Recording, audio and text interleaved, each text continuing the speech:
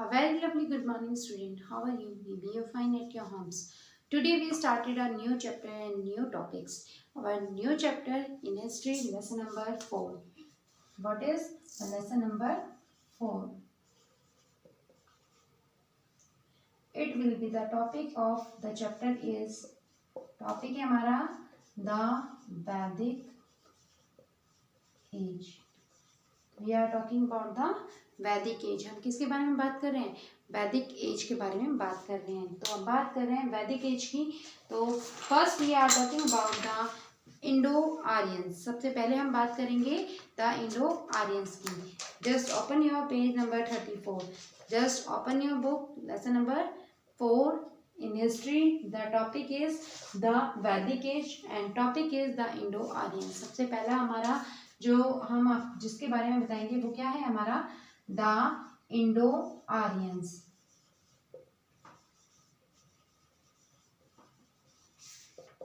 सबसे पहले हम बात कर रहे हैं द इंडो आर्यंस की. तो फर्स्ट आप ओपन करेंगे अपनी books. We are reading today. ठीक है, स्टार्टिंग करते हैं. The Indus valley civilisation ended around the 15,000 BC. भाई सबसे पहले इंडस वैली सिविलाइजेशन हमने अपने प्रीवियस चैप्टर में पढ़ा था. उसके बारे में इंडस वैली सिविलाइजेशन के बारे में बहुत सारी जो है धारणाएं बनी हुई हैं कि किस तरह से उस मीन्स सिटी सिविलाइजेशन का अंत हुआ होगा. ठीक है, बहुत सारी जो हिस्टोरियंस ने अपनी आर्थोलॉजिस्ट ने अपनी थ्योरीज जो है हमारे सामने प्रस्तुत की हैं, हमारे सामने बताई हैं. ठीक है, तो इस सिविलाइजेशन का एंड हुआ था अराउंडेबल 1500 BC में, 1500 BC में सेंचुरी में. The age number of a ruler settled come to after 2 words around the same times. उसी समय बहुत सारे जो रूलर्स थे वो भारत में आकर इस जगह पर सेटल हुए. ठीक है, जो कि बाहर से आकर यहाँ पर बस गए थे. अराउंड द सेम टाइम उसी समय में a new group of people the Aryans arrive in the north waste of India. उसी समय में एक नई जो है जाति भारत में आई जिसका नाम जो है जाति के लोग भारत में आए जिनको नाम दिया गया इंडो आर्यंस. मीन्स आर्यंस बोला जाता था जो कि नॉर्थ वेस्ट भारत में आकर रहने लगे. Originally the Aryan probably live somewhere in the steppes of the stretch from the southern Russia to the Central Asia.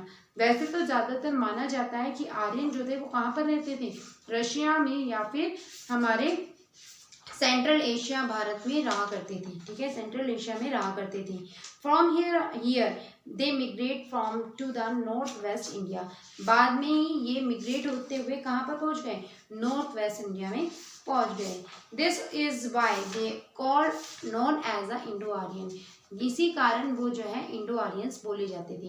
बेटा सबसे पहले इंडो आर्यंस इसलिए भी इनको बोला जाता था क्योंकि ये कुछ जो है कई हद तक वो भारत की जो हम जैसे मीन्स जिस भाषा का हम लोग प्रयोग करते थे बोलते टाइम उसी तरह की भाषा ये बोला करते थे. इसीलिए इनको इंडो आर्यन भी नाम दिया गया है. They Indo Aryan spoke the Indo European language. ये किस तरह की भाषा बात करते थे? इंडो यूरोपियन लैंग्वेज में बात किया करते थे.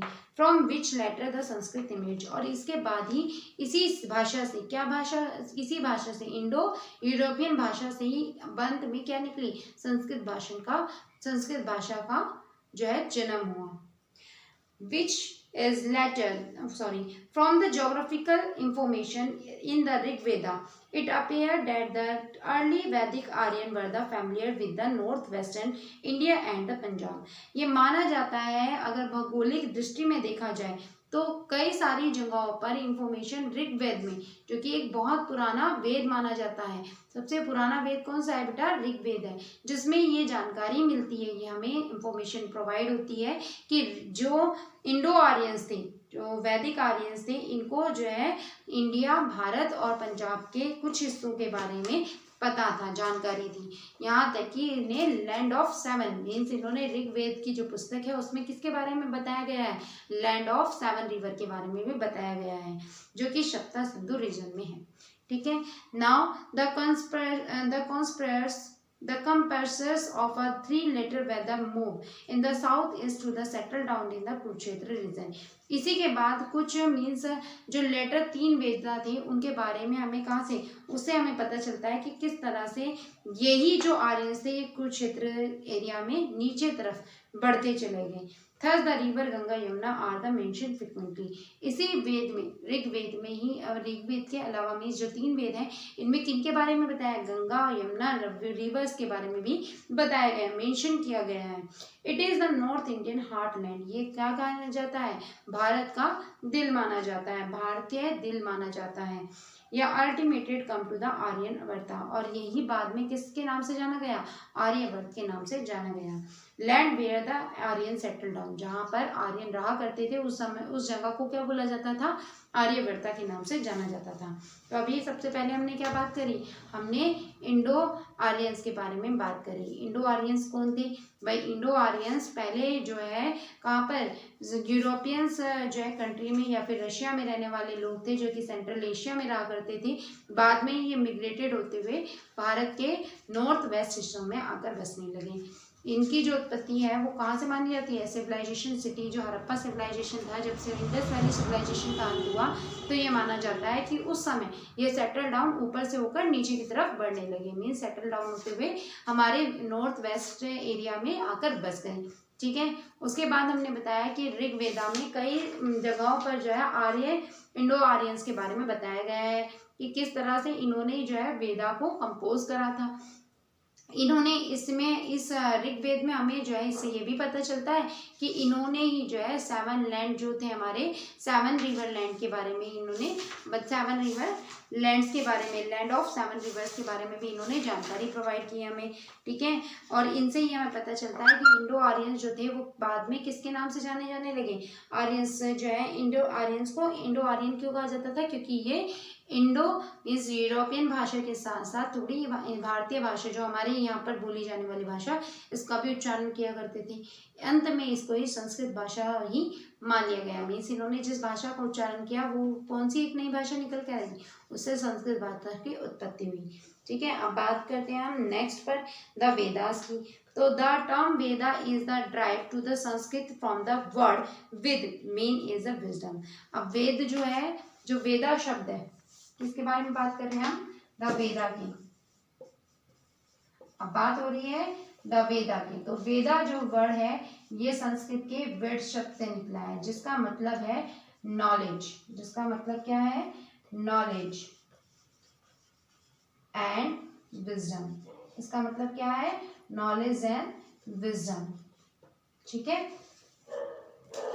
वेदा is derived from the Sanskrit word from the Ved. Veda जो शब्द है वो संस्कृत भाषा के संस्कृत वर्ड के विद शब्द से यूज किया गया है जिसका मतलब होता है विजडम, मीन्स बुद्धिमान, बुद्धि, और नॉलेज का मतलब होता है ज्ञान। ठीक है, बुद्धि एवं ज्ञान। The Vedas are the collection of a poems and the hymns and the short composition and that Veda intricately composed orally. There are 4 Vedas, the Rig Veda, Shama Veda, Yajur Veda and Artha Veda.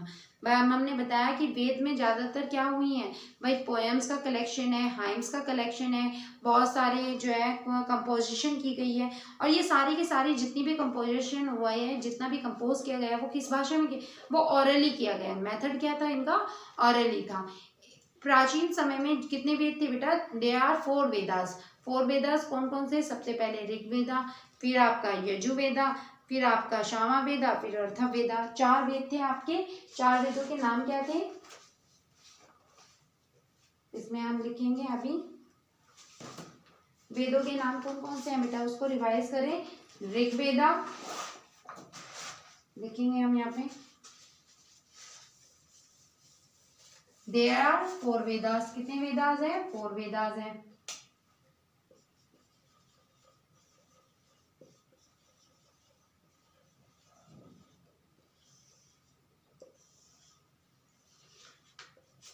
सबसे पहले आता है ऋग्वेदा, फिर सामवेदा,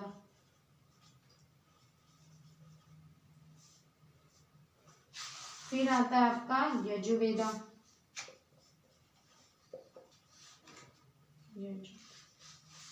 वेदा, फिर उसके बाद आपका आता है अर्थवेदा,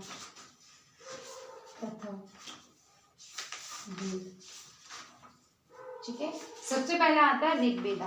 ऋग्वेदा प्राचीन समय का सबसे पुराना जो ओल्डेस्ट वेदा है वो कौन सा है आपका, ऋग्वेदा है। ये अराउंड एबल आपका 1500 BC से लेकर 1000 BC के अराउंड में लिखा गया था।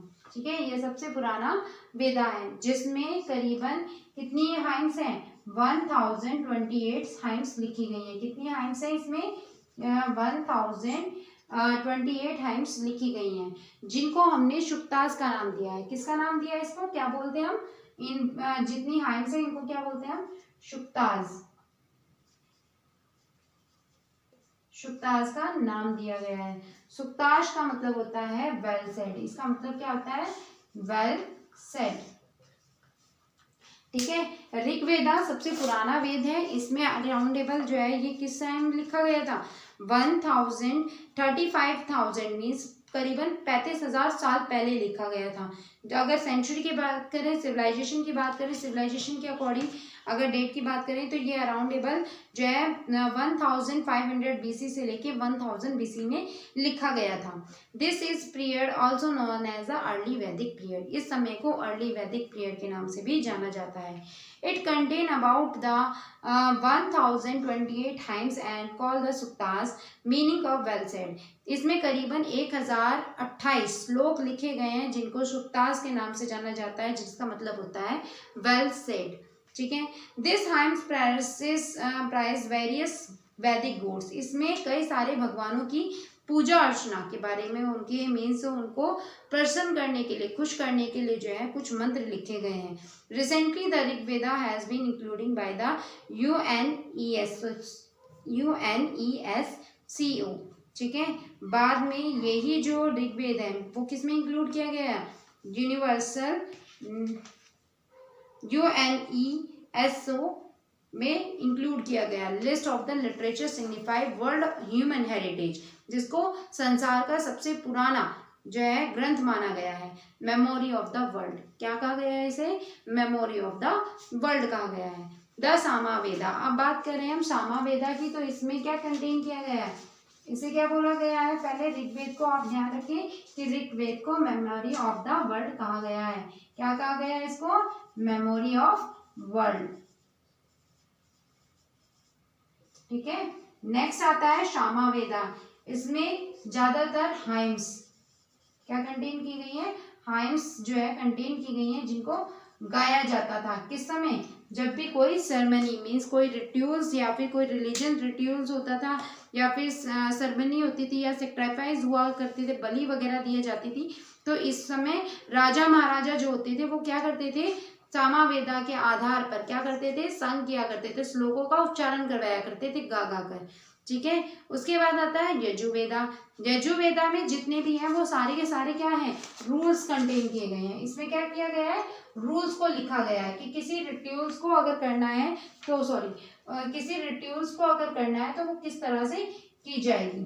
ठीक है, रूल्स लिखे गए हैं इसमें। इसमें किसी भी तरह की जो सेरेमनी होती है, सेक्रीफाइसेस होते हैं, या फिर कोई भी रिट्यूल्स हो रही है उसके बारे में यहाँ पर क्या लिखे गए हैं, रिलीजन रिट्यूल्स हो रहे हैं तो उन सभी के बारे में यहाँ पर क्या किया गया है, कुछ जो है रूल्स लिखे गए हैं कि इन्हें किस तरह से फॉलो किया जाना चाहिए, किस तरह से इस रिट्यूल को करना चाहिए। ठीक है, अब आता है आपका Atharvaveda. Atharvaveda is the collection of a songs, spells, magical charms of the word of the evils. यहाँ पर जितना भी है वो सारा क्या है, word of a evil selection के लिए है। ठीक है, इवल स्पिरिट के चार्म्स के बारे में, मीन्स मैजिकल जादू टोने के बारे में बात की जाती है। ठीक है, इवल स्पिरिट को किस तरह से भगाया जाए या फिर किस तरह से नियंत्रण किया जाए, इनके बारे में यहाँ पर बात की गई है अर्थवेदा में। तो यहाँ पर सारे स्पेल्स के बारे में बात होती है। किसके बारे में बात हुई है इसमें, स्पेल्स के बारे में। ठीक है, SPELLS। ठीक है, स्पेल्स के बारे में बात की गई है। The last 3 Vedas were compose during the 1000 to the 600 BC, इसीलिए इनको लेटर वैदिक पीरियड कहा जाता है। भाई ये सबसे पुरानी समय में लिखा गया था, इसलिए इसको early Vedic period, early Vedic period कहा जाता है। और इसे ये तीनों के तीनों बाद में लिखे गए थे, इसीलिए इसको लेटर वैदिक पीरियड के नाम से जाना जाता है। ठीक है, the Veda were the hourly compose. हालांकि जितने भी वेद थे वो सारे के सारे कैसे कंपोज किए गए थे, ऑरली ही कंपोज किए गए थे। ठीक है।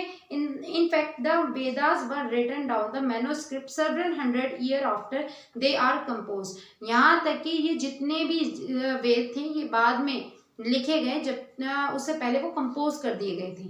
उसके कई हजारों साल बाद ये कंपोज करने के कई सालों हजारों बाद ये जो है सेवरल 100 ईयर बाद इनको लिखा गया। The hymns of and the poems of A Veda paradise, जितने भी मीन्स हाइम्स हैं, जितनी भी मीन्स पोएम्स हैं, या फिर जितने भी मीन्स इसमें श्लोक या छंद लिखे गए हैं, वो कहीं ना कहीं किसी भी कोड के बारे में, किसी भगवान के कंपोज मीन किसी भगवान को खुश करने के लिए गए हैं। ऋग्वेद में सबसे ज्यादा जो इम्पोर्टेंट गॉड्स थे, भगवान जो उस समय पूजन किया जाता था, वो था ऋग्वेद में इंद्रदेव, अग्निदेव और वरुण देव। मीन्स इंद्र मीन्स जो वर्षा वाले देव हैं, बारिश करने के लिए जो देवी देवता होते हैं इंद्रदेव कहलाते हैं। अग्निदेव मीन्स आग की पूजा करा करते थे। वरुण देव मीन्स हवा की, वायु की पूजा की जाती थी उस समय। This are the some sign that Samaveda के बारे में हम बता रहे थे। सामावेदा में हमने बताया आपको कि हाइम्स जो है गाकर एक्सप्लेन की जाती थी। ये सारी हाइम्स किसी भी रिट्यूल वगैरह में की जाती थी। और उसके बाद यजुर्वेदा, जिसमें कि रूल लिखे गए थे कि किस तरह से सेक्रीफाइस या फिर कोई भी रिट्यूल किया जाना चाहिए। नेक्स्ट आपका आता है लास्ट में अर्थवेदा। अर्थवेदा जो है स्पेल्स के बारे में या मैजिक के बारे में या फिर इविल स्पिरिट के बारे में हमें बताता है। ठीक है, मीन्स ये जो है जादू टोने पर आधारित एक वेद है। ठीक है, तो सबसे पहले वी स्टडी अबाउट द क्या क्या आज हमने पढ़ा। We tell you how the Indo Aryans come to the India. Indo Aryan Bharat में आए कैसे, इंडो आर्यन कौन थे।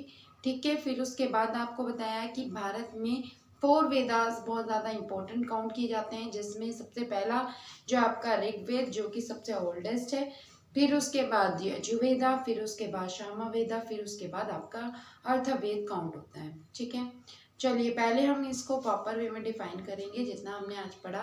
सबसे पहले बात करते हैं इंडो आर्यंस की। भारत में जब सिविलाइजेशन का अंत हुआ, मीन्स जो आपकी Harappa civilisation, Indus valley civilisation का अंत हुआ 1500 में, तब ये कहा जाता है कि उस समय कई सारे जो रूलर्स थे या राजा वगैरह या फिर कई सारे लोग जो है नीचे की तरफ, जिन्होंने मीन्स जो सेंट्रल रशिया में रह रहे थे या सेंट्रल एशिया में रह रहे थे, वो भारत के उत्तरी दिशाओं में थी, नॉर्थ वेस्ट एरिया में आकर रहने लगे। इन्हें हमने आर्यंस का नाम दिया। इंडो आर्यन जो है ये इंडो आर्यन इसलिए भी कहलाए क्योंकि इनकी भाषा जो है वो कुछ भारतीयों से हमारी जो बिल्कुल ही सिमिलर हमारी भाषा के जैसे ही कुछ लैंग्वेज ये स्पोक किया करते थे। इनसे इन्होंने ही एक नई जो लैंग्वेज है वो इस्टेब्लिश की, जिसको हमने नाम दिया संस्कृत का।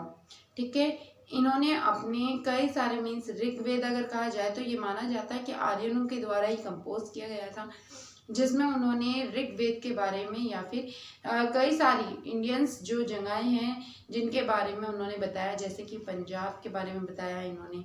ठीक है, और 7 जो रिवर्स वर्ल्ड है वो उनके बारे में, 7 रिवर्स के बारे में उन्होंने बताया, 7 रिवर लैंड के बारे में इन्होंने बताया। ठीक है, और उसके बाद इन्होंने बहुत सारी चीज़ों के एक्सप्लेनेशन के साथ साथ हमें क्या नए वेदों से भी मिलवाया। ठीक है, ऋग्वेद में हमें गंगा यमुना रिवर्स के बारे में भी पता चला है, जिससे हम ये पता कर सकते हैं कि इंडो आर्यन बाद में गंगा यमुना जो रिवर हैं उनके तटों पर भी जाकर रहने लगे। ठीक, अब नेक्स्ट आता है आपका ऑल द वेदास। भाई वेदा जो वेद है इसका मीनिंग होता है नॉलेज या फिर विजडम। ठीक है, नॉलेज और विजडम, ये संस्कृत वर्ड के विद शब्द से लिया गया है। किस शब्द से लिया गया है? विद शब्द से लिया गया है। ठीक, ऋग्वेदा में सभी वेदों में सबसे ज़्यादा ओल्डेस्ट जो वेद है वो ऋग्वेदा माना जाता है, जिसमें 1028 हाइम्स हैं। ठीक है, श्लोक हैं इसमें, जिसमें सभी में जो है ईश्वर की अर्चना या फिर उनके बारे में उनकी प्रशंसा करते हुए कुछ श्लोक जो है प्रस्तुत किए गए हैं। ठीक है, नेक्स्ट आपका आता है यहाँ पर सामवेदा। सामवेदा में कुछ हाइम्स है जो कि ऋग्वेद से ही लेकर उसको कुछ मीन्स उसमें से कुछ जो पॉइंट्स थे, कुछ जो हाइम्स थी, वो बाद में सामा वेदा में काउंट की जाती हैं। सामा वेदा में जितनी भी हाइम्स हैं उनको पहले टाइम में रिट्यूल्स के टाइम मीन्स सेरेमनी हुई, कोई भी रिट्यूल्स हुआ या फिर कोई भी जो है रिलीजन कोई भी वर्क किया करते थे, तो उन्हें क्या करते थे, संग करके मीन्स गाकर जो है उन श्लोकों को बोला जाता था। जैसे कि आज के टाइम में भी हम जब हवन वगैरह कराते हैं तो क्या होता है, पंडित जो है जितने भी श्लोक बोलते हैं वो कुछ सुर में गाते हैं, ठीक है। तो ये हमें कहाँ से मिला है, ये हमें हमारे सामा वेद टाइम से मिला है। फिर उसके बाद आपका आता है यजुर्वेदा, जिसमें जितने भी यज्ञ का मतलब होता है यजु। यजु मीन्स यहाँ पे यज्ञ से है, यज्ञ के वेद, यज्ञ का वेद मीन्स जिसमें रूल लिखे गए हैं सारे के सारे, किनके, उन हाइम्स के जो कि सामा वेदा में हमें बताए गए हैं। सामा वेदा में जितने भी हाइम्स दिए गए थे, जितने भी श्लोक दिए गए थे, उन्हें किस तरह से, किस भगवान के लिए किस तरह से उसको खुश करने के लिए हमें किस तरह के रिचुअल्स करनी चाहिए, किस तरह के रूल फॉलो करने चाहिए, ये सारे के सारे हमें किसमें मिलते हैं, यजुर्वेदा में देखने के लिए मिलते हैं। अब बात आती है आपके अर्थवेद की, तो अर्थवेद में आपके सारे के सारे मैजिकल चार्म्स के बारे में या फिर जो है इविल स्पिरिट के बारे में हमने इसमें बात की है, ठीक है। इविल स्क्रिप्ट के बारे में यहाँ पे डिस्क्राइब किया गया है। ये तीनों वेद, जहाँ पर जो आपका फर्स्ट ऋग्वेद है, ये अर्ली वेद इसलिए भी कहलाया जाता है क्योंकि ये सबसे पुराना वेद माना जाता है, जो कि 15,000 BC से लेकर 1000 BC तक बनकर रेडी हुआ था, ठीक है। और बाकी जो है लेटर वैदिक जो है लेटर अर्ली वैदिक जो है माने जाते हैं, वेद माने जाते हैं, बिकॉज ये सारे के सारे बाद में 1000 to 600 BC के बीच में बने थे, ठीक है, 600 BC के बीच में बनाए गए थे। हालांकि जितने भी मीन्स आपके ऋग्वेद हुए वो सारे के सारे पहले कंपोज किए गए थे बाय ऑरली, मीन्स सब कुछ जैसे हमारे यहाँ पर रिटर्न जो है कोई मेथड उस टाइम तक नहीं लागू किया गया था, लोगों को लिखना नहीं आता था, या फिर ये कहा जा सकता है कि लैंग्वेज जो प्रॉपर थी वो नहीं थी, इसीलिए उस समय लोग जितने भी थे वो क्या करते थे, जितना भी मीन्स हाइम्स हुआ करती थी वो बच्चों को ऑरली ही सिखाया जाता था। मीन अगर हम पहले हमारे ज्ञान के बारे में बात करें, टीचिंग के एजुकेशन के बारे में बात करें, तो उस समय ज़्यादातर बच्चों को जो है सभी चीज़ें ऑरली सिखाई जाती थी, रिटर्न कुछ भी नहीं हुआ करता था। बाद में मीन्स कई हज़ारों साल बाद ये सारी की सारी जो कंपोज की गई हाइम्स थी उनको रिटर्न डाउन किया गया था, ठीक है, बाद में इनको लिखा गया था, ठीक। तो इसके बारे में यहीं पर ये डिस्क्रिप्शन ख़त्म होता है। बेटा नेक्स्ट आपका जो पीरियड होगा उसमें आपको नेक्स्ट पीरियड में आपको क्या बताया जाएगा कि किस तरह से अर्ली वैदिक पीरियड में जो राजा थे या फिर जो उनकी इकोनॉमिक कंडीशन कैसी होती थी, लोग कहाँ कैसे रहा करते थे, वो किस तरह से रिट्यूल्स किया करते थे, ये सारे बारे में आपको इसमें एक्सप्लेन किया जाएगा।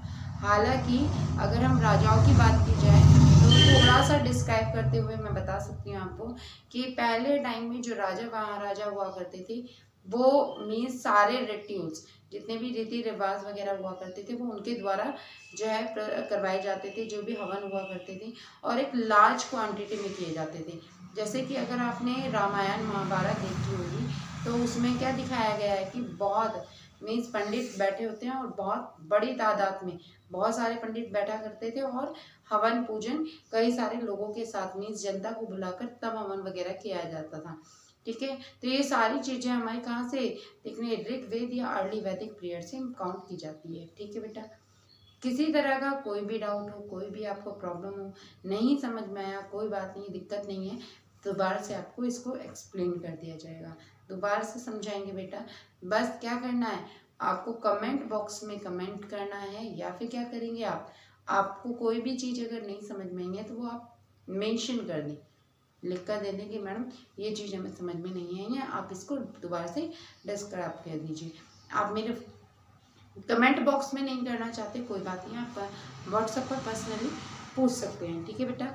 कोई अगर किसी बच्चे को और भी कोई डाउट हो, क्वेश्चन आंसर हो जो आपको पहले करा चुके हैं हम, या फिर किसी और चैप्टर में जो कि आपको नहीं समझ में आया, उसके लिए भी आप क्या कर सकते हैं, मैसेज डाल सकते हैं जिस पे आपको एक्सप्लेन कराया जाए, ठीक है। पहले अगर हमारा मीन्स अगर आप किसी भी बच्चे को कोई डाउट होता है तो हम क्या करेंगे, पहले उस डाउट को क्लियर करेंगे, उसके बाद हम आगे बढ़ेंगे। ठीक है, इसी के साथ ये आपका लेक्चर फिनिश होता है। ठीक है बेटा, have a nice day, thank you.